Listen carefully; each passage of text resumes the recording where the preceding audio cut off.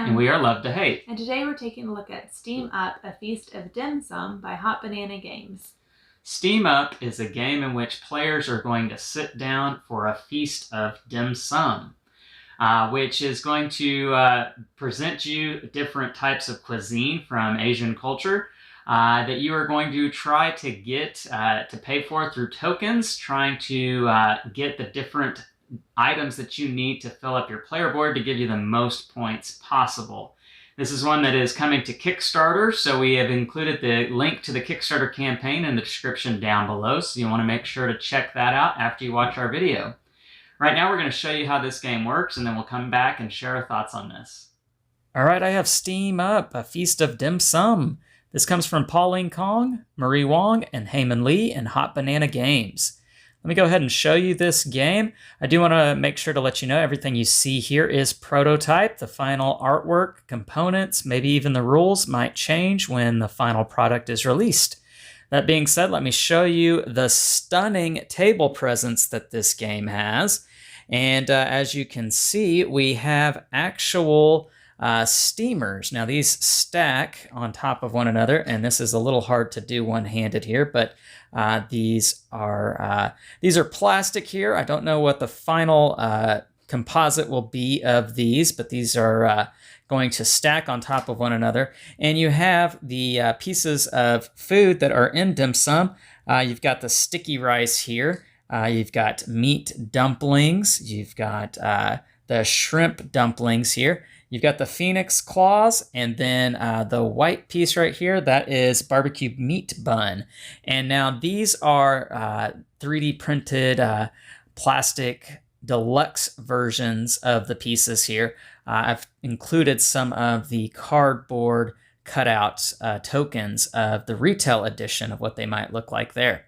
And so you can see here that these are going to stack 3D table presence on this spinning board right here that is separated by player counts. And I've got this set up here for a 3-player game. This ring right here is something that places on top of the board. As you can see, it's got a bit of a 3D element as it lines up with the player or with the game board here. And you claim one section of this ring here. And so if I am the player that is sitting right here, if I'm the dragon player here, I have access to these 3 steam pot sections here. Whereas the grandpa player over there has access to these 3. And then lastly, the loyal customer over there has access to these 3. Now, as I've shown you, this is going to spin throughout the course of the game. So I'm going to get different access to different pots as we play the game, and sometimes I might not have access to 3, I might only have access to 2, as you have to rotate this a full 90 degrees left or right. Now, in this game, what you are trying to do is you're trying to get tokens here that match the different food items, the different dim sum in these steamers, and you're trying to pay for the different steamers, and you have to have the tokens that match everything in these steamers. So for instance, with this one, I need 2 meat dumplings, 1 sticky rice, and 1 shrimp dumpling to be able to claim that steamer. And once you do that, you take these food tokens here from the steamers, and you're going to be placing them on your player board, gaining the points that you cover up. So I would get 1, 2, 3, and 4, 5, as I have covered up the second one there. And so I'm gaining points for all of these ones that I cover up. And while we're looking at these player boards, I want to go ahead and show you that there are 12 different playable characters in this game, and none are created equal. They're all different. So there's asymmetrical abilities here. Different player abilities, different starting resources, whether you start with different tokens, food tokens to buy the steamers, or fortune cards, which we'll come back to that here in a second. And then even the points on these player boards are going to be different. As you can see here, this is the dragon, the silver spoon, compared to Grandpa here, who only gets 1 point for each one, but has a different player ability. And even the loyal customer there has totally different things as well. Now, on your turn, you are going to take 2 actions, and you can't take the same action more than once. You have to take different actions. They are listed right here on your player board. The first type of action that you can do is take a token. Now, there's a limited supply here. There's only 10 of each type of token, and so when they are all gone, you will have to wait until someone spends tokens before you can claim that type of token. The next action you could do is draw a fortune card. And so there's a stack of fortune cards right here. And these fortune cards are going to let you do different things, such as place this card face up in front of you the next time you purchase a steamer with 2 dim sum. You score 1 additional HP, which stands for hardy points. And that is what you are trying to get. The player who has the most hardy points at the end of the game is going to be the winner.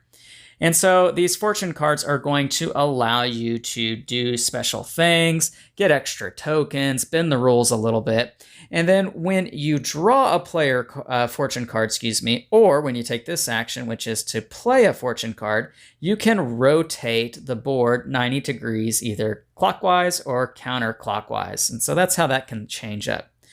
The fourth action you might do on your turn is to discard any 2 fortune cards to claim a token.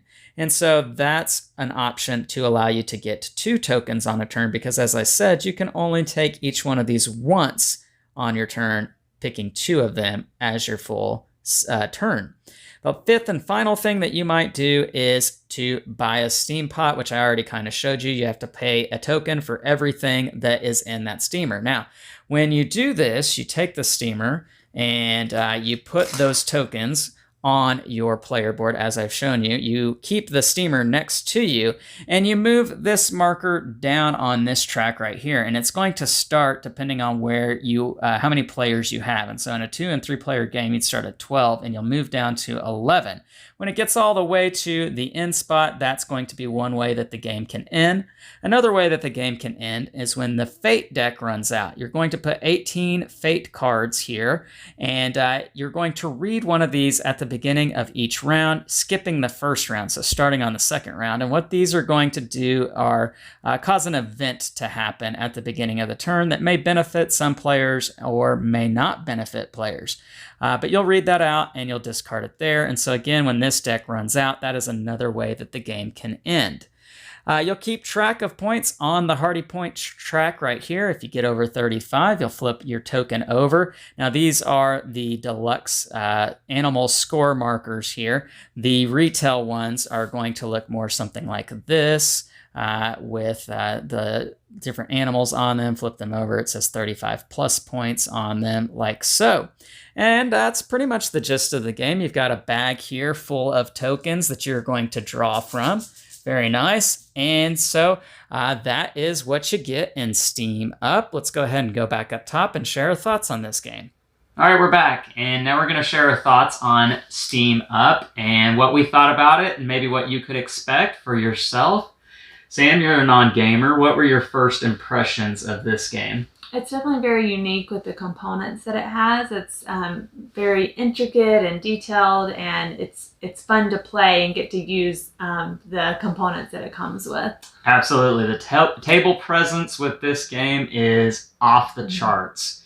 This is absolutely one of the most beautiful, elegant games that I think I have ever played in my life. You mentioned the intricate components, Sam. Was this one that caught your attention? Yeah, definitely. Yeah, absolutely for me. I think if I were to walk by and see this on a table at a convention or just at a gaming event and see some players playing it, I'm going to have to sit down and play this game because it is just so cool looking. Now, Sam, as far as the rules and the gameplay go, you being a non-gamer, what were your thoughts on that? It took a little bit to get started, but overall it's a very easy game to understand, especially as you play it. It does start to come pretty naturally. Yeah, this game is described as a light to medium weight game. I really feel like once you've played the first round, you pretty much get the idea of what you're trying to do here as far as the gameplay goes. Now, strategy and trying to wrap your mind around the spinning board and getting the tokens at the right time to be able to buy those baskets before other people do. That takes a little bit more strategy and playing this game to kind of master.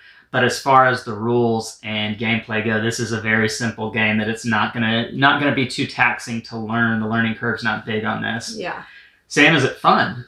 Yeah, it's a lot of fun. It's very authentic, very, you feel like you're really ordering food or making Asian cuisine. So I think it's a lot of fun to play.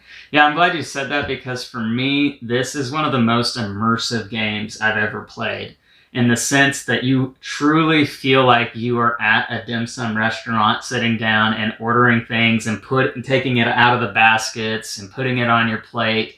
It just really sucks you into that world, into that theme here. The theme is perfect with the mechanics. The baskets are spinning and you want to get the right things for your plate.